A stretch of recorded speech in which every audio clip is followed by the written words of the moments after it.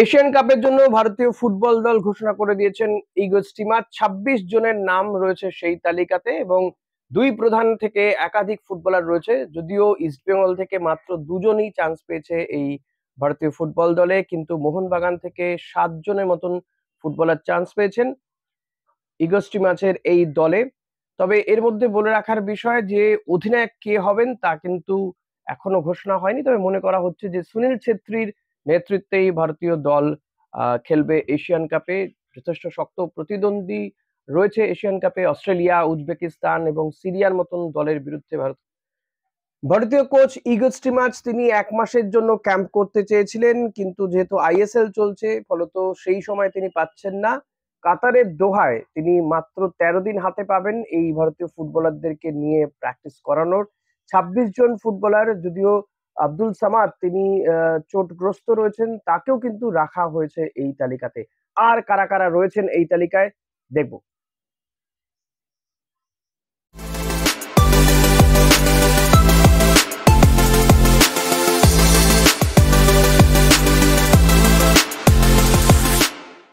এই নিয়ে 5বার Asian cup খেলছে ভারত। এশিয়া মহাদেশে এটাই সব থেকে বড় ফুটবল টুর্নামেন্ট। তবে এবার ভারতের কাছে লড়াই নিঃসন্দেহে কঠিন। আগামী 13ই জানুয়ারি থেকে ভারতের অভিযান শুরু হচ্ছে। বিকেল 5টা থেকে খেলা শুরু হবে। এরপর 18ই জানুয়ারি ভারতের প্রতিপক্ষ উজবেকিস্তান। 13ই জানুয়ারি ভারতের ফার্স্ট ম্যাচ অস্ট্রেলিয়ার বিরুদ্ধে। গ্রুপের একদম শেষ ম্যাচ 23শে জানুয়ারি ভারত খেলবে সিরিয়ার বিরুদ্ধে। রাত 8টা থেকে এই ম্যাচ দেখা যাবে ভারতীয় সময়। এশিয়ান কাপের আগে 1 মাসের প্রস্তুতি শিবির করতে চেয়েছিলেন স্টিমাচ, কিন্তু আইএসএল চলার কারণে অর্ধেকেরও কম সময় পাচ্ছেন তিনি। দল ঘোষণা পরে তার হুঁশিয়ারি, যাদের দলে তিনি নিয়েছেন প্রত্যেকের মানই একই রকমের এবং একটা পরিবারের মতো দল। তবে প্রতিভা যতই থাক, চারিত্রিক দৃঢ়তা না থাকলে কিছুই অর্জন করতে তারা তবে এই ভারতীয় দলের অনেক ফুটবলার রয়েছেন যারা বেশ কয়েক মাস বছর ধরে একসঙ্গে খেলছেন, ফলত সেই কারণে ইগো স্টিমাচ বলেছেন যে ভারতীয় দল একটা পরিবারের মতন। কারা কারা রয়েছেন এই দলে একবার আপনাদের জানিয়ে রাখি। অমরিন্দর সিং, গুরপ্রীত সিং, বিশাল কায়েত গোলকিপার। ডিফেন্ডার হিসেবে নেওয়া হয়েছে আকাশ মিশ্রা, লালচুংনুঙ্গা, মেহতাব সিং, নিখিল পূজারি, প্রীতম কোটাল, রাহুল ভেকে, সন্দেশ ঝিঙ্গান, শুভাশিস বসু। মিডফিল্ডার হিসেবে রাখা হয়েছে অনিরুদ্ধ থাপা, ব্রেন্ডন ফের্নান্দেজ, দীপক টাংরি, লালেং মাউয়া রালতে, লিস্টিন কোলাসো, নাওরে মহেশ সিং, সাহাল আব্দুল সামাদ, সুরেশ সিং, উদান্তা সিং।